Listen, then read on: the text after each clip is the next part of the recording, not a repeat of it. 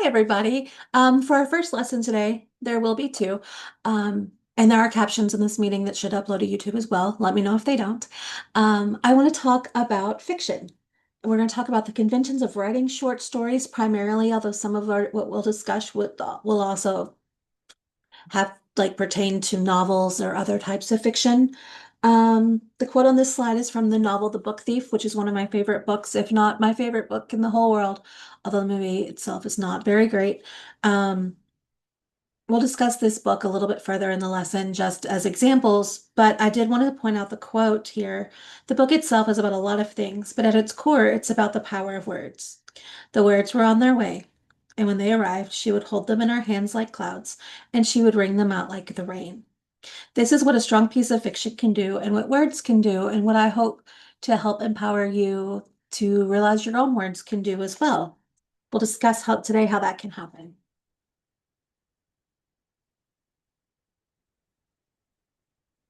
So addressing social problems or talking about society itself is a pretty big core of fiction. And it forms the undercurrent of nearly every piece of fiction that I think is our most enduring pieces. Jane Austen's novels, for example, have been called just silly romance stories. However, she's really using her writing to point out the flaws of England's class system and sexism during the time she was writing. Octavia Butler, one of our most prolific science fiction writers, is credited as being the first Black female science fiction writer. And she used her books to discuss racism, especially her most well-read book, Kindred, as well as sexism, environmental destruction, violence, and anger in her other works. George Orwell's 1984 is a classic that addressed much of the censorship and groupthink we see even now. With some more current examples, the Harry Potter series, despite the problematic nature of its author, um, can address issues like child abuse, inequality, slavery, censorship of education, and many others. The Hunger Games ends with Katniss literally dismantling the abuse of capital and the power structure and bringing an end to economic inequality and war. The Game of Thrones series, adapted from the books A Song of Ice and Fire, bring about even more issues. Ableism, economic insecurity, the costs of war, sexual abuse, domestic abuse, gender inequality, body image, and many others. And these are only a few examples. This doesn't mean that your writing has to outwardly, immediately address these things. Sometimes short stories are just fun to write, but I would be remiss if I didn't at least touch on some of the genre's most enduring categories or criteria, I guess. Fiction itself can be used to bring attention to social change because when well written, it can skip over our most stubborn and reactive selves. People are stubborn and really skilled at shutting out facts we don't like. That's just a fact of life. Um, However, when you're reading a story, you're experiencing the world of that story through the characters. And if you care about the character, you care about what happens to them. And if you care about what happens to them, you'll start paying attention to why things are happening. And if you invest in the issues in a character's world, you might start paying attention to the issues in your own world. Through the eyes of a character, we can consider different viewpoints and ideas. We can see problems or issues in a society and how they relate to our own world. And we can see nuance in how the problems are approached. And often we can do that without being realized. We're being taught a lesson, which is pretty cool. So I want to talk about what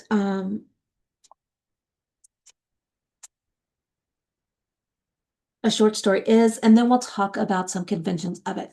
Short stories themselves are basically just pieces of fiction that they're shorter than a novel, and usually they're more focused. A novel has room for a lot more characters, a lot more space to go off track, all of these things. Short stories themselves can be anywhere from very, very short. Flash fiction usually is around 500 to 750 words, sometimes a little bit more, sometimes a little bit less, depending on the publication, all the way to a novel, slightly shorter than a novel or a novella. In other words, you have a lot of space when it comes to play with how long or how short a short story can be.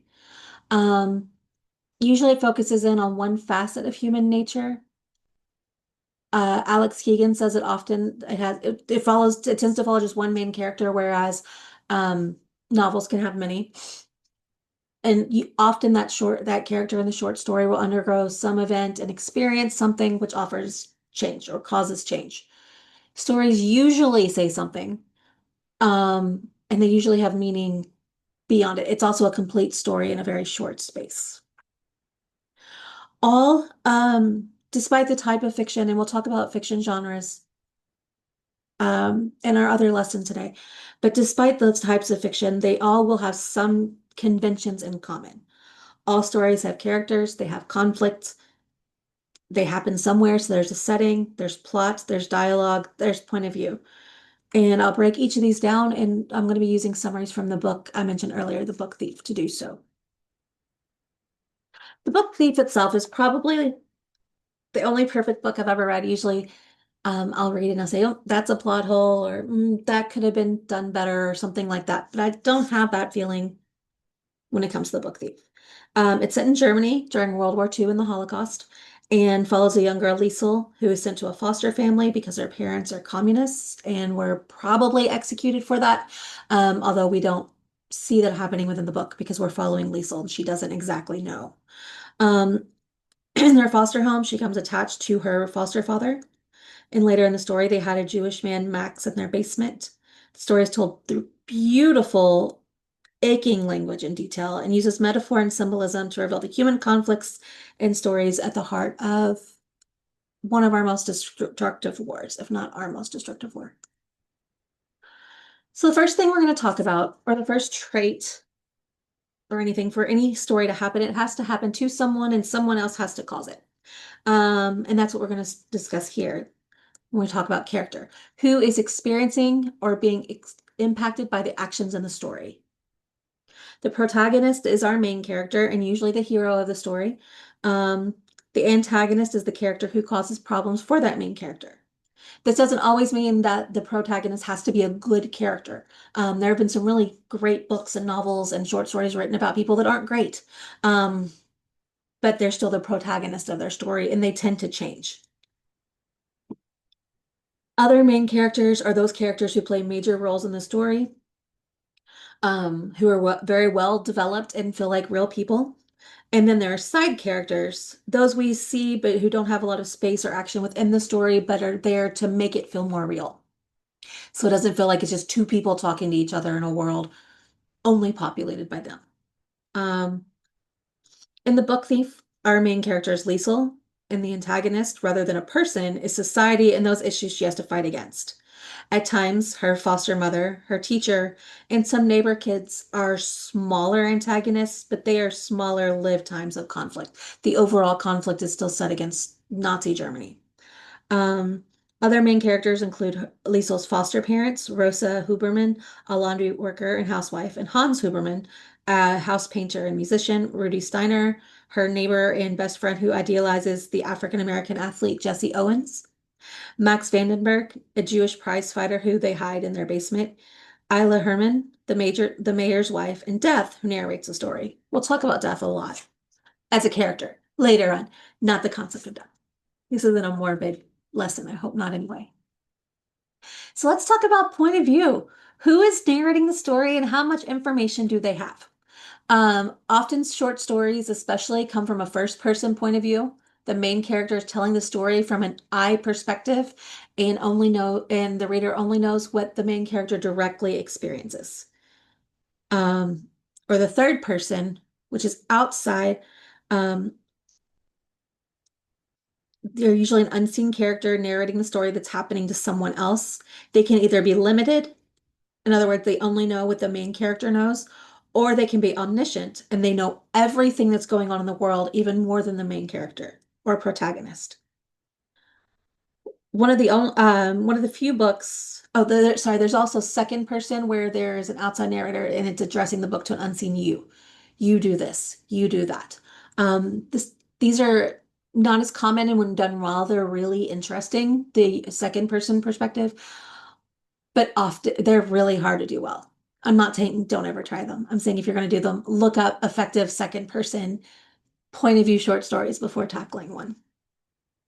One of the only books I've read that has a narrator as a character who isn't the protagonist is The Book Thief, where Markus Zusak decides to take his novel about the Holocaust and have it narrated by Death as a character who knows everything but is not the protagonist. Death appears in bolder sections of the text, as seen here, These screenshots, they're in bold. Usually there's a note from the narrator or something else in capital letters, so we know that we're talking to the narrator or reading from the narrator. He delivers bits of information about the overall world while also sharing Liesel's story. We meet him at the beginning of the story after Liesel's brother dies, and he shares this. First, the colors, then the humans. That's usually how I see things, or at least how I try. Here's a small fact. You're going to die. He talks directly to the audience, involving us in Liesel's story. He clears up misconceptions we have about death. A small piece of truth. I do not carry a sickle or scythe. I only wear a hooded black coat, black robe when it's cold, and I don't have those skull-like facial features you seem to enjoy pinning on me from a distance. You want to know what I truly look like? I'll help you out. Find yourself. It's impossible for us to escape the story here, and he is able to narrate the story while still showing the social costs of our actions. However, he shows his love for Lisa as well and about the human race. I want to explain that I'm constantly overestimating and underestimating the human race, that rarely do I ever simply estimate it. I want to ask how the same thing could be so ugly and so glorious, and its words so damning and brilliant, before ending on the line, I am haunted by humans. So just when you're writing your story, consider who's going to tell it. And let's talk about, where is it? Setting is where the story is and when it takes place. Is it a real world? Is it a fictional, completely made up world? Urban or rural? The region or physical location, whether it takes place now, in the future, or in the past. Without a setting, the story takes place in this nebulous somewhere at some time that we don't know. And in order for a story to feel real, it needs to be anchored into a location and a time period. And you need to consider that location and time period when writing it. Sometimes a well done anachronism or something that happens out of time works well for a story, especially I'm thinking of movies that maybe use music that's not really from that time period, but which still do a good job at getting the story across. However, sometimes too many anachronisms can take us out of the story and make it not feel believable or real. Setting is revealed through details, how characters speak, what they see, and through the use of description. The Book Thief takes place overall in Nazi Germany, but most of the action is in Himmel Street, an impoverished street in a small German town. We see Liesel's foster home, her neighborhood, her school, and some of the other streets as well, and watch as the war impacts them. Without knowing where it takes place, it wouldn't feel anchored into what we know now as what readers know as a very real location. Conflict, major problem in the story. Often this is a social issue, or it could be just not necessarily social issue, but just some sort of other problem to solve. It's something that the protagonist comes up against. What is the problem and who causes it? Is it the natural world? So it's a person versus nature. Another person, so it's another person the main character is fighting.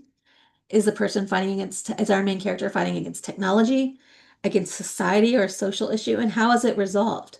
In The Book Thief, the overall conflict is war, and we see it in the way Liesel sees it, in hiding Max, a Jewish man, from being caught by the Nazi Germans. And that fear of getting caught forms a lot of the tension in the book, or the tension with the conflict. Um, in the loss of income that her foster father has because he refuses to join the Nazi party. And we also see Liesel's conflicts as well. Sometimes there's smaller conflicts, not knowing how to read and then having to learn to, then discovering all the magic that words and storytelling held for her. Let's talk about plot. Plot is the overall action that takes place in the story. Exposition, or what we learn at the beginning.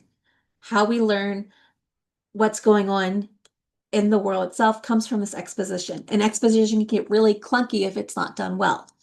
In The Book Thief, Liesel, the exposition starts with Liesel going to a foster home and her brother dying on the way there. Rising action then is actions that draw you in as a reader and explore the things that leading up to the conflicts. Liesel can't read, she wets the bed, she starts to settle in. Then we get to conflict. Sometimes there's more than one conflict, and we'll talk about those.